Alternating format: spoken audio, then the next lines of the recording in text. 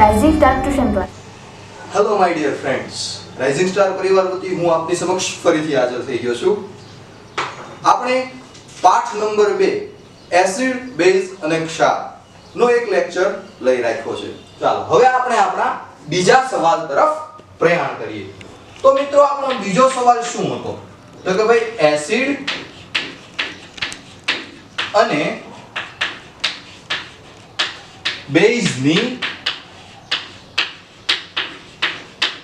રાસાયણિક પ્રક્રિયા. તો હવે મિત્રો આમાં મોટા ભાગના મિત્રો એવું કહેતા હોય છે કે સર રાસાયણિક પ્રક્રિયાઓ આવે છે એટલે અમને થોડુંક ડિફિકલ્ટ લાગે છે. તો મિત્રો રાસાયણિક પ્રક્રિયા કોઈ પણ પ્રકારે અઘરી નથી, બસ તમારે સમજવું પડે છે એને કે આ વસ્તુ બની કેમ. ડાયરેક્ટ તમે રાસાયણિક પ્રક્રિયાનું જો સમીકરણ ગોખવા જાશો તો એ ક્યારેય તમને પાકું થશે નહીં, કારણ કે ચોપડીની અંદર 50 રાસાયણિક પ્રક્રિયાઓ દરેકે દરેક આપણે યાદ રાખી શકીએ કે ગોખી શકીએ નહીં. તો આ કરતા બેટર વસ્તુ છે કે તમે એક એની મેથડ સમજો, એક રીત સમજો કે ભાઈ આ વસ્તુ હું કઈ રીતે બનાવી શકું. જેમ ગણિતના દાખલાની અંદર આપણને ખબર હોય છે કે એક સૂત્ર આવે છે, એ સૂત્ર ઉપરથી આપણે એ પ્રકારના કેટલાય દાખલા ગણી શકીએ. દરેક દાખલા આપણે યાદ રાખતા નથી, પણ આપણે એક મેથડ યાદ રાખીએ છીએ, એક સૂત્ર યાદ રાખીએ છીએ. એવી જ વસ્તુ આપણે રાસાયણિક પ્રક્રિયાઓ કરતી વખતે પણ યાદ રાખીશું તો આપણને બહુ સરળ રીતે રાસાયણિક પ્રક્રિયાઓ આવડી જશે.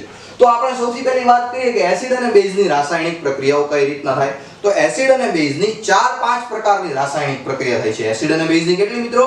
4 થી 5 પ્રકારની રાસાયણિક પ્રક્રિયાઓ થાય છે. કઈ કઈ થાય છે તો હું એક પછી એક તમને કહું કે સૌથી પહેલી પ્રક્રિયા છે તો કે એસિડ અને બેઝની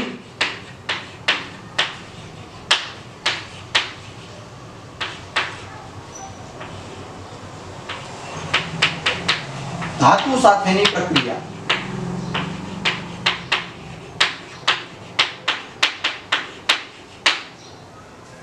પછી બીજી પ્રક્રિયા આવે છે કે એસિડ અને બેઝની ધાતુના કાર્બોનેટ અથવા ધાતુના હાઇડ્રોજન કાર્બોનેટ સાથેની પ્રક્રિયા. કોની સાથે મિત્રો?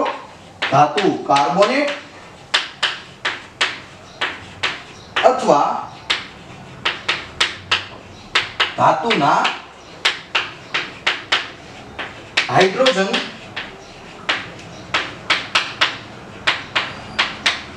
કાર્બોનેટ સાથેની પ્રક્રિયા. ત્રીજા પ્રકારની પ્રક્રિયા છે કે એસિડ અને બેઝની અંદરો અંદર પ્રક્રિયા. કે ભાઈ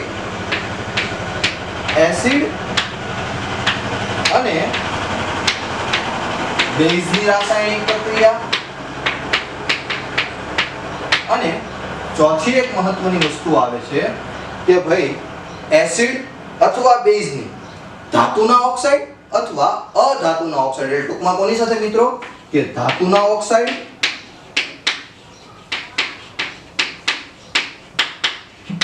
અથવા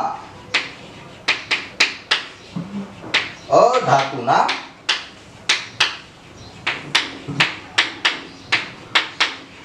ઓક્સાઇડ સાથે પ્રક્રિયા. તો આ 4 પ્રકારની પ્રક્રિયા આપણા એસિડ અને બેઝ કરે છે. તો મિત્રો આપણે એક પછી એક જોઈએ. તો ચાલો સૌથી પહેલી પ્રક્રિયા શું હતી ભાઈ? કે એસિડ અને બેઝની ધાતુ સાથેની પ્રક્રિયા. એસિડ અને બેઝની મિત્રો કોની સાથેની પ્રક્રિયા? ધાતુ સાથે. તો આની માટે આપણે એક પ્રયોગ કરી શકીએ. શું કરી શકીએ પ્રયોગમાં? કે એક કસનળી તમે લઈ શકો છો. આ કસનળીની અંદર તમારે દાણાદાર ઝિંક નાખશું. ઝિંક ધાતુ છે, 30 પરમાણુ ક્રમાંક વાળી ઝિંક એક ધાતુ છે. આ દાણાદાર ઝિંક નાખ્યા બાદ એની અંદર આપણે 5 ml જેટલું H2SO4. તો H2SO4 એટલે તમને યાદ હોવું જોઈએ કે H2SO4 એટલે સલ્ફ્યુરિક એસિડ એડ કરીશું. તો સલ્ફ્યુરિક એસિડ જેવું તમે એડ કરશો એટલે તમે થોડી વાર રહીને જોશો કે કસનળની અંદર કંઈક વાયુ ઉત્પન્ન થાય છે. તો આ વાયુ જે ઉત્પન્ન થાય છે તેને તમે વિમોચન નળી મારફતે બીજા એક પાત્ર આપણે રાખીશું. એ પાત્રની અંદર સાબુનું દ્રાવણ ભરીશું અને ઉપર એક ઊંધી કસનળી રાખીશું. તો શું થશે કે ભાઈ સૌથી પહેલા આપણે ઊંધી કસનળી તમે રાખી પણ શકો અને ન પણ રાખી શકો. તો તમે શું કરી શકો? માન લો કે આપણે ઊંધી કસનળી રાખી નથી, તો આપણે કરીશું કંઈક એવું કે વિમોચન નળી મારફતે આપણે જ્યારે સાબુના દ્રાવણની અંદર આ વાયુને લાવીશું. એટલે શું થશે કે સિમ્પલ વસ્તુ છે કે સાબુનું દ્રાવણ છે, જેવું એની અંદર વાયુ આવે એટલે પરપોટાઓ ઉત્પન્ન થવાના. તો આવા પરપોટા ઉત્પન્ન થાય છે અને જેવા સપાટી ઉપર આવે છે તો સપાટી ઉપર તમે જેવી સળગતી મીણબત્તી રાખશો એટલે તમે અનુભવ કરશો કે આ જે વાયુ હતો એ વાયુ ધડાકા સાથે સળગે છે. વાયુ કઈ રીતે મિત્રો સળગે છે? ધડાકા સાથે સળગે છે. તો તમને તરત આઈડિયા આવશે તો સર આ કયો વાયુ હતો કે જે ધડાકા સાથે સળગે છે? તો એક વસ્તુ મિત્રો યાદ રાખો કે હાઇડ્રોજન વાયુ એક એવો વાયુ છે કે જે ધડાકા સાથે સળગે છે, કે એની સંપર્કમાં જ્યારે કોઈ અગ્નિ આવે છે ત્યારે શું થાય છે કે હાઇડ્રોજન વાયુ છે એ ધડાકા સાથે સળગે છે.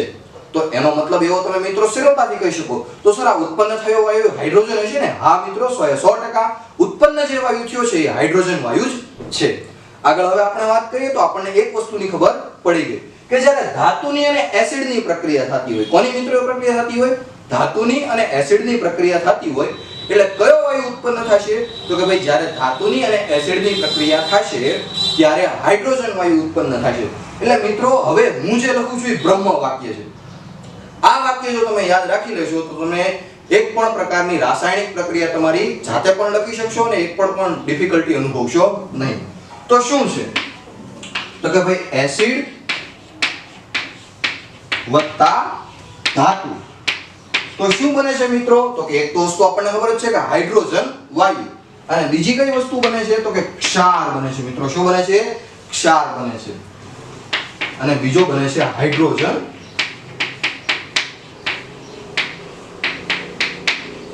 સમજાયું મિત્રો તમને? તો હવે તો બહુ આ સિમ્પલ વસ્તુ થઈ ગઈ.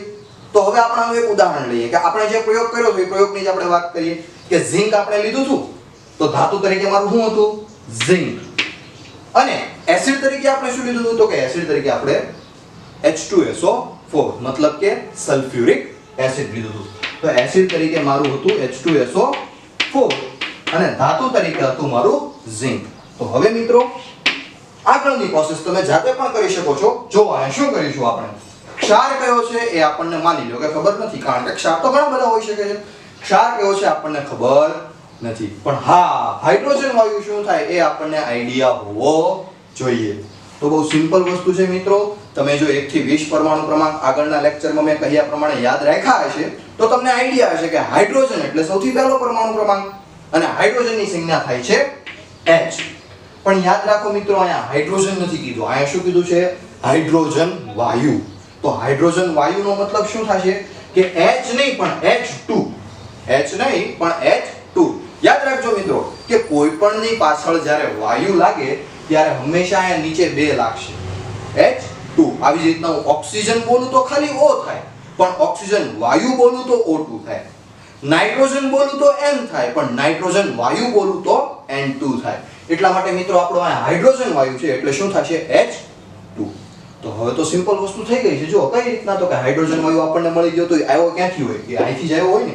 તો હવે આપણે કાંઈ નથી કરવાનું, ખાલી જે વધે ઘટેલી વસ્તુ હોય એ વસ્તુઓને આપણે જોઈન્ટ કરી દેવાની છે એટલે આપણો ક્ષાર બની જશે. કઈ રીતે?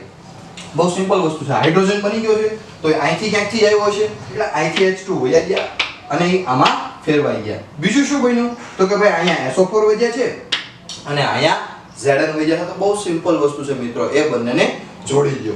તો Zn અને SO4 એટલે શું બને છે મિત્રો? ZnSO4. તો મિત્રો બહુ સરળતાથી તમને જો ખાલી આ સમીકરણ યાદ હોય તો તમે આરામથી આખી પ્રક્રિયા કરી શકો છો. તમને ક્ષાર ખબર ન હતી છતાં પણ. તો તમે શું થયું કે ભાઈ H2 તો દૂર થઈ ગયો છે તો વધ્યું શું? તો કે Zn ને SO4 બંનેને જોડી દો. ZnSO4 આરામથી બની જાય છે.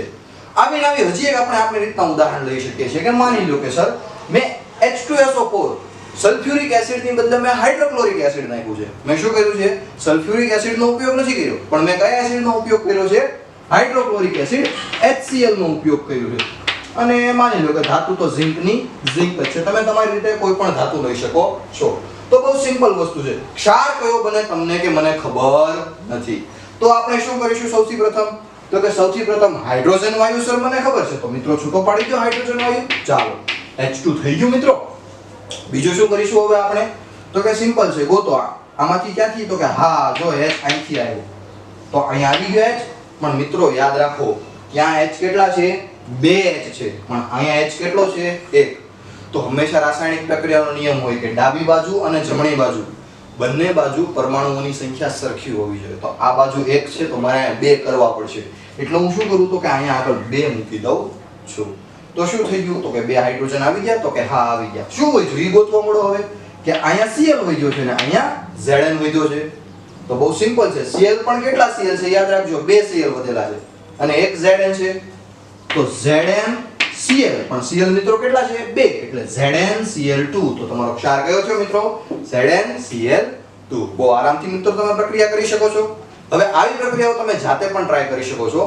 હું તમને એક હોમવર્કમાં આપું છું, તમે કોમેન્ટ સેક્શનમાં એ પ્રક્રિયાનો જવાબ આપજો મને કે ભાઈ HNO3 સાથે પ્રક્રિયા કરો છો. આપણે કઈ રીતના આપણે એસિડ તરીકે હવે લઈશું નાઇટ્રિક એસિડ લઈશું HNO3 અને ધાતુ તમે તમારી રીતે કરી શકો અથવા તો ઝિંક પણ લઈને કરી શકો છો. તો આવી રીતના તમને શું જવાબ મળે છે, ક્ષારનું નામ તમે જે મળતો હોય છે એનું તમે મને કોમેન્ટ સેક્શનમાં જવાબ આપીને કહેજો કે ભાઈ તમને ક્ષાર કયો મળ્યો છે.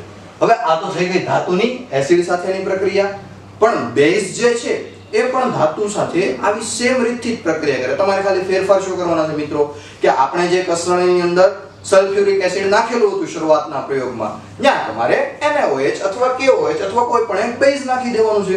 તો તમે બેઝ નાખશો તો પ્રક્રિયા હાવ સેમ જ થશે કે હાઇડ્રોજન વાયુ ઉત્પન્ન થાય છે. તમે ધડાકા સાથે અનુભવ કરશો કે આ ઉત્પન્ન થયેલો વાયુ હાઇડ્રોજન વાયુ છે અને એની મદદથી તમે કહી શકશો કે સાહેબ અહીંયા એસિડ કયો કે અહીં બેઝ કયો.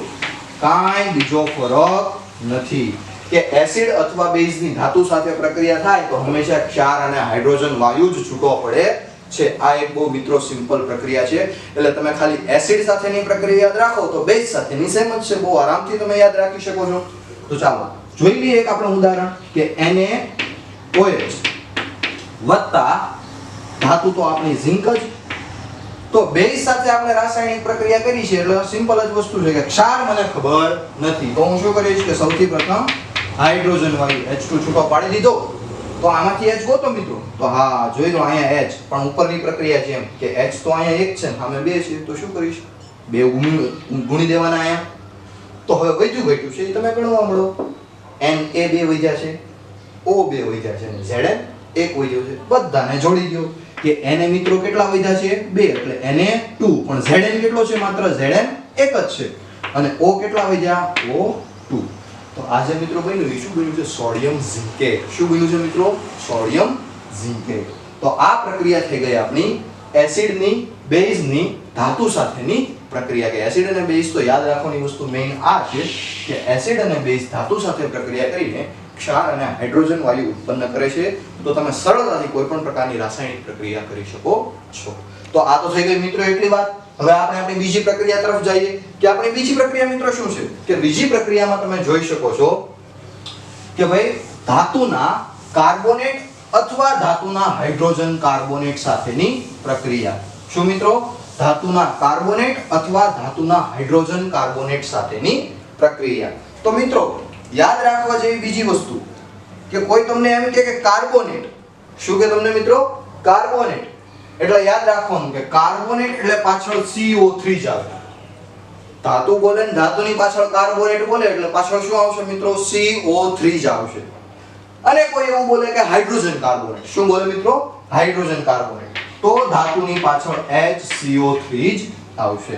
આ એક બહુ સિમ્પલ વસ્તુ છે અને જે યાદ રાખવા જેવી છે. એટલે હું માની લ્યો કે તમને એમ કહું કે સોડિયમ કાર્બોનેટ. તો સોડિયમ એટલે શું થયું? તો કે જો તમને પરમાણુ ક્રમાંક યાદ હશે તો તમે કહી શકો છો સોડિયમ એટલે Na અને કાર્બોનેટ એટલે CO3. તો બહુ સિમ્પલ સૂત્ર બની ગયું Na2CO3. એવી જ રીતના માની લો કે હું તમને એમ કહું કે સોડિયમ હાઇડ્રોજન કાર્બોનેટ.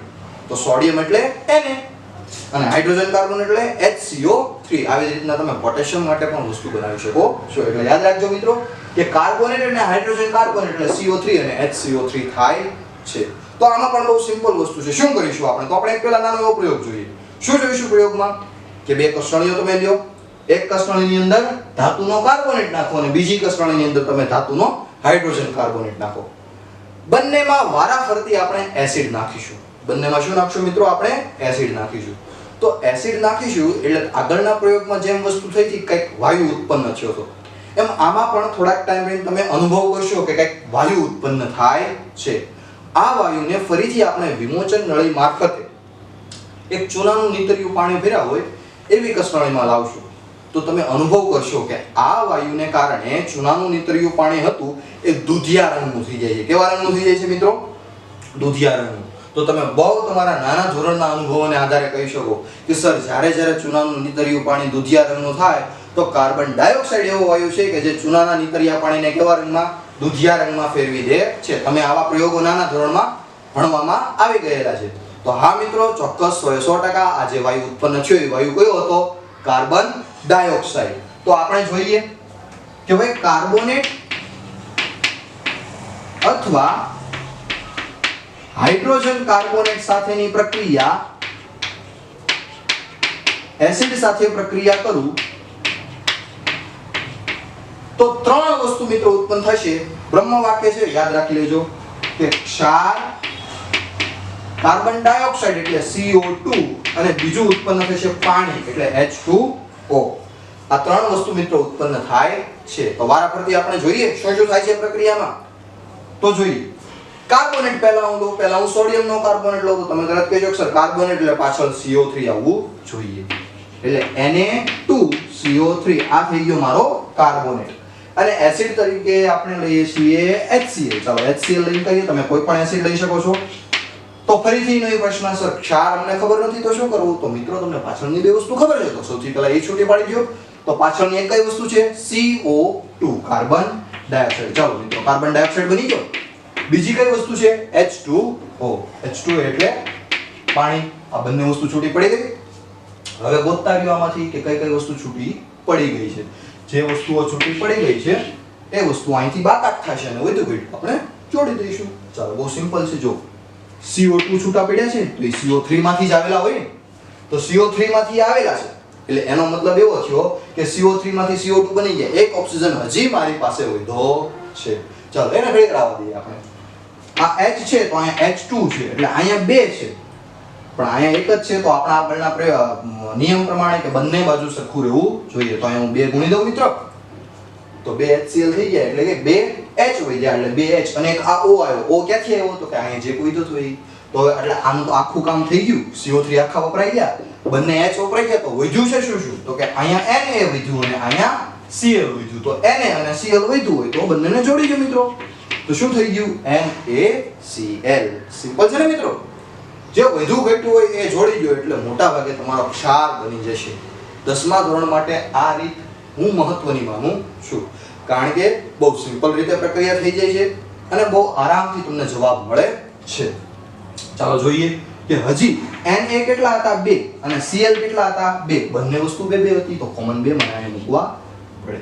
ચાલો ક્લિયર થઈ ગયું મિત્રો એટલું. આગળ હવે આપણે વાત કરીએ કે માની લો કે મેં કાર્બોનેટ નહીં પણ હાઇડ્રોજન કાર્બોનેટ લીધો છે. મેં શું લીધું છે મિત્રો? Hydrogen carbonate. તો હાઇડ્રોજન કાર્બોનેટ એટલે તમે કહેશો કે સર HCO3 પાછળ આવવું જોઈએ. તો સોડિયમનો છે એટલે NaHCO3. એસિડ મેં એનું એ જ રાખ્યું છે HCl. ફરીથી મિત્રો તમે કહેશો સર ક્ષાર ખબર નથી તો હું ફરીથી નહીં જવાબ આપીશ મિત્રો કે ભાઈ વધુ ઘટ્યું છે તમને ખ્યાલ છે એ તો પહેલા જોડી જાવ. વધુ ઘટ્યું આપણે પછી જોડી દઈશું કે ભાઈ CO2 મને ખબર છે અને મને H2O ખબર છે. આ બંને વસ્તુ મને ખબર છે એટલે મેં છૂટી પાડી દીધી. ગણીએ કે CO2 અને H2O ક્યાંથી બન્યા હશે. તો CO3 તો આપણને દેખાય જ છે તો એમાંથી CO2 બની ગયું એટલે એક ઓક્સિજન હજી વધ્યો છે. HCl હતા એમાંથી એક H અહીંથી આવ્યો અને એક H અહીંથી આવ્યો. 2 H થઈ ગયા એટલે H2 થઈ ગયા મિત્રો. અને CO3 માંથી એક O તો હજી મારી પાસે પડ્યો જ છે એટલે 2 H અને એક અહીંથી O એટલે H2O થઈ ગયું. એટલે અહીંયા મારે 2 ગણવાની જરૂર નથી. શું કામ? તો કે અહીંયા એક H અહીંયા અંદર જ મારી પાસે છે તો હું ત્યાંથી જ લઈ લઉં. વધ્યું શું? તો કે અહીંથી વધ્યા Na અને અહીંથી વધ્યા Cl. તો જોડી દો બંનેને તો શું થઈ ગયું? NaCl. હવે એક મિત્રો બીજી નાની એવી ટ્રીક છે, આ યાદ રાખજો. દર વખતે શક્ય થાય એવું જરૂર નથી પણ મોટા ભાગના કેસમાં શક્ય થશે કે જ્યારે પ્રક્રિયામાં તમે Na અને Cl ને અલગ અલગ જો તો મોટા ભાગના કેસમાં NaCl પ્રક્રિયાના નિપજમાં છૂટું પડતું હશે. પણ યાદ રાખજો દરેક કેસમાં લાગુ પડતું નથી. મોટા ભાગના કેસમાં લાગુ પડશે કે NaCl છૂટું પડશે.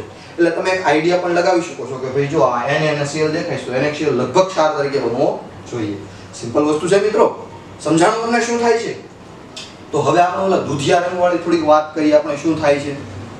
તો કે જેવો કાર્બન ડાયોક્સાઇડ ઉત્પન્ન થયો અને મેં ચૂનાના નીતરિયા પાણીમાં નાખ્યો તો યાદ રાખો મિત્રો ચૂનાનું નીતરિયું પાણી એટલે CaOH twice થાય. ચૂનાનું નીતરિયું પાણી એટલે શું થાય? CaOH twice. તો આ CaOH twice અને બીજું શું અંદર આવ્યું મિત્રો? Carbon dioxide CO2. તો આ કાર્બન ડાયોક્સાઇડ આવ્યો તો શું થશે? તો કે બહુ સિમ્પલ વસ્તુ છે. આ કાર્બન ડાયોક્સાઇડ ધક્કો મારીને આ અંદર કરી જશે. કાર્બન ડાયોક્સાઇડ શું કરશે મિત્રો?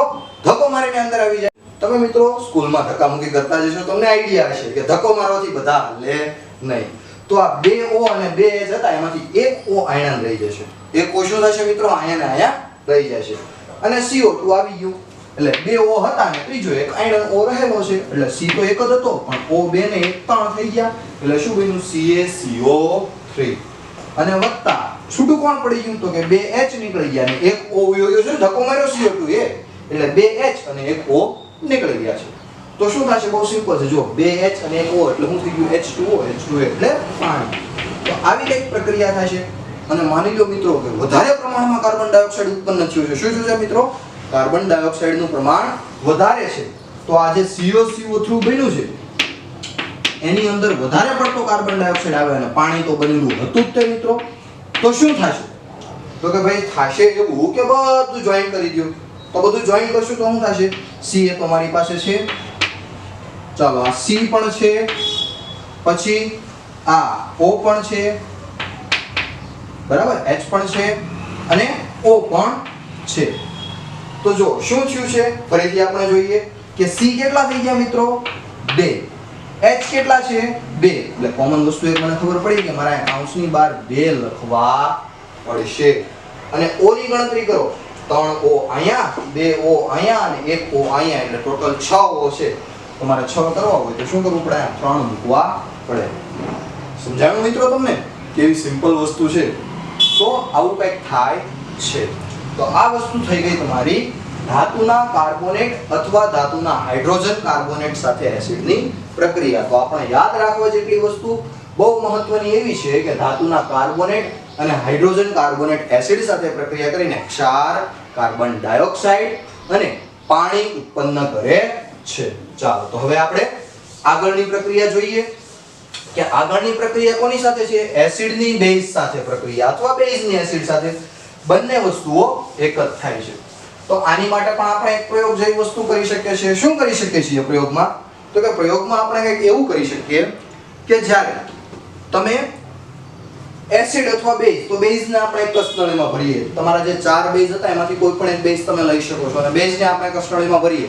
તો કસનળીમાં ભરીશું અને પછી એની અંદર મિથાઇલ ઓરેન્જ નાખશું. શું નાખશું મિત્રો? Methyl orange. મિથાઇલ ઓરેન્જ શું હતું? મિથાઇલ ઓરેન્જ આપણું સાર્વત્રિક સૂચક હતું. તો મિથાઇલ ઓરેન્જ નાખશું એટલે રંગમાં પરિવર્તન આવશે. બેઝનો રંગ આછા ગુલાબી જેવો થઈ જાય.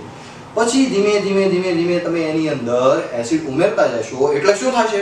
તો કે ધીમે ધીમે એ એસિડનો ઉમેરવાના કારણે બેઝનો રંગ દૂર થતો જશે. એસિડ બેઝનો જે ગુલાબી રંગ હતો એ દૂર થતો જશે. એટલે આનો મતલબ શું થયો કે એસિડે બેઝને તટસ્થ કરી નાખ્યું. એસિડે બેઝને નાબૂદ કરી નાખ્યું. ફરીથી જો તમે આ દ્રાવણની અંદર બેઝ નાખી દો તો ફરીથી પાછો ગુલાબી રંગ પાછો આવી જાય છે. તો આવી એક વસ્તુઓ થાય છે. એટલે એનો મતલબ એવો છે કે એસિડ અને બેઝ જ્યારે મિક્સ થાય છે, ભેગા થાય છે, ત્યારે એ બંને એકબીજાને શું કરી નાખે છે? તટસ્થ કરી નાખે છે. આવું આપણે લાસ્ટ લેક્ચરમાં મિત્રો ભણ્યા હતા. કયા ટોપિકમાં ભણ્યા હતા? હા, એસિડિટી વાળા ટોપિકમાં ભણ્યા હતા કે પેટમાં જ્યારે વધારે પડતું એસિડ ઉત્પન્ન થાય છે તો એ એસિડને નાબૂદ કરવા માટે આપણે શું લઈએ છીએ? તો કે એ એસિડને નાબૂદ કરવા માટે થઈને આપણે કોઈક બેઝિક પદાર્થ ખાઈએ છીએ. તો આ કોન્સેપ્ટ એ જ છે મિત્રો. તો ત્રીજી પ્રક્રિયા આપણે શું થાય છે? તો કે એસિડ અને બેઝની રાસાયણિક પ્રક્રિયા. તો એસિડ અને બેઝની રાસાયણિક પ્રક્રિયા થાય તો શું થાય? તો કે એસિડ અને બેઝની રાસાયણિક પ્રક્રિયા થાય એ પ્રક્રિયા તટસ્થીકરણ છે. અને તટસ્થીકરણ થાય એટલે હંમેશા યાદ રાખવાનું મિત્રો, પાછું ત્રીજું બ્રહ્મ વાક્ય આ પ્રક્રિયા આવડવા માટે એસિડ વત્તા બેઝ થશે એટલે છૂટું શું પડશે મિત્રો? ક્ષાર અને પાણી. શું મિત્રો છૂટું પડશે? ક્ષાર અને પાણી. આ વસ્તુ યાદ રાખીને તમે ફરીથી પાછી આપણે પ્રક્રિયાઓ કરવાનો પ્રયત્ન કરીએ. ચાલો, એસિડ. કયું એસિડ હશે આપણી પાસે? 3 માંથી તમે કોઈ પણ લઈ શકો છો. તો HCl મારું ફેવરેટ છે, હું HCl લઈશ. તમને ગમતું હોય તમે લઈ શકો છો HCl. અને બેઝ, બેઝમાં હું NaOH લઉં છું. તમે તમારી રીતે કોઈ પણ લઈ શકો છો બેઝ. ચાલો, તો બહુ સિમ્પલ વસ્તુ છે. ક્ષાર કયો છે તમને કે મને ખબર નથી? તો પાણી તો ખબર પડે ને મિત્રો. તો પાણી એટલે શું થશે? H2O. પાણી એટલે શું થાય? H2O. તો હવે મિત્રો એક યાદ રાખો, આગળના ધોરણોમાં તમે ભણશો તો આગળના ધોરણોમાં તમને આઈડિયા આવશે કે પાણી 2 વસ્તુનું બનેલું હોય. પાણી કેટલી વસ્તુનું બનેલું હોય છે? 2 વસ્તુ. હાઇડ્રોજન અને ઓક્સિજન નહીં મિત્રો. પાણીના બે ઘટક છે, એક તો H+ અને બીજો OH-. હાઇડ્રોજન અને ઓક્સિજનની વાત નથી થતી, પાણી શેનું બન્યું છે? એક તો H+ અને બીજું OH-. એટલે કે તમને ક્યાંક જો H અને OH દેખાતા હોય તો એ બંનેને તમે જોડીને H2O બનાવી શકો છો. તો આ પ્રક્રિયામાં તમે જો તમને H ક્યાંય બતાય છે તો કે હા અહીંયા H છે, OH ક્યાંય બતાય છે તો કે હા અહીંયા OH છે. એટલે અહીંથી H અને અહીંથી OH આવી ગયા અને H2O બની ગયું. તો આપણો જે ક્ષાર બનાવવાનો સિમ્પલ નિયમ છે એનો ફરીથી ઉપયોગ કરીએ કે અહીંયા વધ્યો છે Cl અને અહીંયા વધ્યો છે Na. લે આ તો NaCl બની ગયું. તો આપણને મિત્રો યાદ હતું ને આગળની પ્રક્રિયામાં મેં તમને કીધું હતું કે જ્યારે તમે NaCl અલગ અલગ ભાળો તો મોટા ભાગે કઈ વસ્તુ NaCl છૂટી પડતી હશે, દેખાડી ને મિત્રો તમે. એટલે કદાચ તમે જો આમાં એ વસ્તુનો વિચાર કરે તો પણ તમે આ વસ્તુ સારી રીતે લખી શકે. હજી એક ઉદાહરણ લઈએ આપણે કે એસિડ તરીકે હવે હું લઉં છું H2SO4 અને બેઝમાં આપણે લઈએ છીએ KOH, બરાબર, સલ્ફ્યુરિક એસિડ અને પોટેશિયમ હાઇડ્રોક્સાઇડ. સિમ્પલ એની એ જ વસ્તુ કે H2O એ છૂટું પાડી દઈએ તો બહુ સિમ્પલ વસ્તુ છે. અહીંથી OH લઈશ પણ અહીંથી હું લઈશ H, પણ અહીંયા H2 છે તો H2 હોય તો OH પણ 2 હોવા જોઈએ ને, કારણ કે એક H હોય તો આનો એક OH હોય તો એક H2O બને. પણ અહીંયા તો 2 H છે તો આમાં OH પણ કેટલા હોવા જોઈએ? 2 હોવા જોઈએ. તો અહીંયા બહુ સામાન્ય રીતે હું 2 મૂકી દઈશ તો 2 H થઈ ગયા, 2 OH થઈ ગયા. એક H અને એક OH તો એક H2O બને. 2 H અને 2 OH તો 2 H2O બને. તો અહીંયા કેટલા H2O બન્યા? 2 H2O. ફરીથી એ જ વસ્તુ આપણે ટ્રાય કરીએ કે શું વધે છે? SO4 વધ્યો, K વધ્યો, પણ K કેટલા છે મિત્રો? 2. SO4 એક જ છે પણ K 2 છે તો K ની નીચે જ આપણે 2 કરશું, K2 અને SO4. સમજાય છે મિત્રો? બહુ સિમ્પલ વસ્તુ હતી કે ક્ષાર અને પાણી છૂટું પડે છે. હવે એક પ્રક્રિયા તમે આશા રાખો કે જાતે કરશો, મને કોમેન્ટ સેક્શનમાં જવાબ કરીને આપજો કે હું માની લ્યો કે HNO3 નાઇટ્રિક એસિડ વાપરું અને કોની સાથે પ્રક્રિયા કરાવું? NaOH સાથે. તો પાણી તો છૂટું પડવાનું છે પણ ક્ષાર કયો બનશે એનો મને કોમેન્ટ સેક્શનમાં જવાબ કરીને આપજો. ક્લિયર થાય છે મિત્રો એટલું? તો આ થઈ ગઈ તમારી એસિડ અને બેઝની રાસાયણિક પ્રક્રિયા. હવે આગળની આપણે છેલ્લી આ સેશનની રાસાયણિક પ્રક્રિયા જોઈએ તો કઈ રાસાયણિક પ્રક્રિયા છે કે ધાતુના ઓક્સાઇડ અથવા અધાતુના ઓક્સાઇડ. એટલે કે વારાફરતી આપણે એક એક વસ્તુ જોઈશું કે ધાતુનો ઓક્સાઇડ એની સાથે કઈ રીતની રાસાયણિક પ્રક્રિયા થાય છે અને અધાતુનો ઓક્સાઇડ એની સાથે કઈ રીતની પ્રક્રિયા થાય છે. તો મિત્રો આમાં એક સ્પેસિફાઈ વસ્તુ છે. શું સ્પેસિફાઈ વસ્તુ છે? કે ધાતુના ઓક્સાઇડ સાથે હંમેશા એસિડ જ પ્રક્રિયા કરે. ધાતુના ઓક્સાઇડ સાથે હંમેશા મિત્ર કોણ પ્રક્રિયા કરશે? એસિડ જ પ્રક્રિયા કરશે. અને અધાતુના ઓક્સાઇડ સાથે હંમેશા બેઝ જ પ્રક્રિયા કરે છે. તો ચાલો આપણે જોઈએ કે આની માટે આપણે ફરીથી એક પ્રયોગ કરીએ. આપણે એક ધાતુનો ઓક્સાઇડ લઈએ તો ધાતુનો ઓક્સાઇડ આપણે લઈએ છીએ કોપર ઓક્સાઇડ. કયો ધાતુનો ઓક્સાઇડ આપણે લઈએ છીએ? Copper oxide. હવે આ કોપર ઓક્સાઇડની અંદર ધીમે ધીમે આપણે એસિડ HCl નાખીએ છીએ તો શું થશે કે તમે મિત્રો જોશો કે જે CuO હતો, કોપર ઓક્સાઇડ જે હતો એ ધીમે ધીમે ઓગળવા મળશે અને જે તમારું દ્રાવણ હોય છે ને એ વાદળી લીલા રંગનું થશે. કેવા રંગનું થશે? વાદળી લીલા રંગનું. તો તમે કહેશો કે સર ઓલું દૂધિયું પાણી થતું હતું તો CO2 ને કારણે થતું હતું ને, તો અહીંયા વાદળી લીલો રંગ કેમ આવ્યો? તો મિત્રો આ જે વાદળી લીલો રંગ આવ્યો છે ને એ CuCl2 મતલબ કે કોપર ક્લોરાઇડના કારણે આવે છે. CuCl2 કોના કારણે આવે છે? કોપર ક્લોરાઇડના કારણે આવે છે. તો મિત્રો ચાલો જોઈએ કે શું થાય છે કે ધાતુનો ઓક્સાઇડ વત્તા એસિડની જો હું રાસાયણિક પ્રક્રિયા કરું તો કઈ વસ્તુ છૂટી પડે છે? તો કે વસ્તુ છૂટી પડે છે ક્ષાર અને પાણી. તો મિત્રો તમે કહેશો કે સર આ તો આગળ તમે લખ્યું છે એનું જ લખ્યું. હા મિત્રો આ જ વસ્તુ છે. એસિડ અને બેઝની રાસાયણિક પ્રક્રિયાથી પણ ક્ષાર અને પાણી છૂટું પડે છે. ધાતુના ઓક્સાઇડ અને એસિડની પ્રક્રિયાથી પણ ક્ષાર અને પાણી છૂટું પડે છે. તો આપણે પ્રક્રિયા લખી આપણે જે કરી હતી. ધાતુનો ઓક્સાઇડ આપણે કયો લીધો તો? CuO, copper oxide. એસિડ આપણે કયું લઈએ છીએ? HCl લઈએ છીએ. મારું ફેવરેટ છે, તમે તમારું ફેવરેટ લઈ શકો છો. ચાલો હવે શું થશે? ક્ષાર ખબર નથી તો કઈ વસ્તુ છૂટી પાડવાની? પાણી. પાણી એટલે H2O. તો બહુ સિમ્પલ છે. 2 H હોવા જોઈએ ને મિત્રો, પણ અહીંયા તો એક જ છે એટલે હું 2 કરી નાખું અને O તો એક જ છે એટલે O એક આવી ગયો. તો શું વધ્યું? તો કે અહીંયા વધ્યો છે Cu અને અહીંયા વધ્યો છે Cl. કેટલા Cl? 2 Cl. એટલે 1 Cu અને 2 Cl.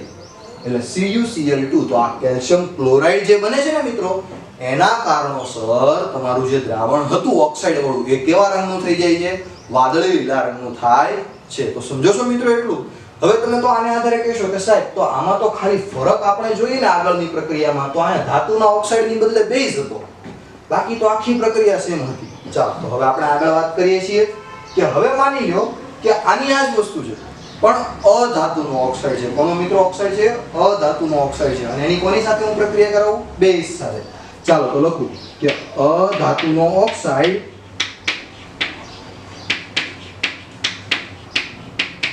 વત્તા બેઝ તો શું છૂટું પડશે મિત્રો? ક્ષાર વત્તા પાણી. તો મિત્રો તમે પાછું કહેશો કે સર આ તો પાછી એની જ વસ્તુ ન થઈ ગઈ કે અધાતુનો ઓક્સાઇડ ને બેઝ કરો તો પણ ક્ષાર અને પાણી છૂટું પડે. હા મિત્રો પણ ત્રણ પ્રક્રિયાઓમાં નિપજ સેમ મળે છે. તો તમે અહીંયા પણ એ તારણ કાઢી શકો કે ભાઈ અધાતુનો ઓક્સાઇડ છે અને બેઝ છે તો સૌથી પહેલી એસિડ બેઝ વાળી પ્રક્રિયા જોઈએ તો અહીંયા એસિડ મિસિંગ છે. એટલે એનો મતલબ એવો કે અધાતુનો ઓક્સાઇડ તો સ્વભાવે કેવો હોવો જોઈએ? એસિડિક હોવો જોઈએ. તમે 100% સાચા છો.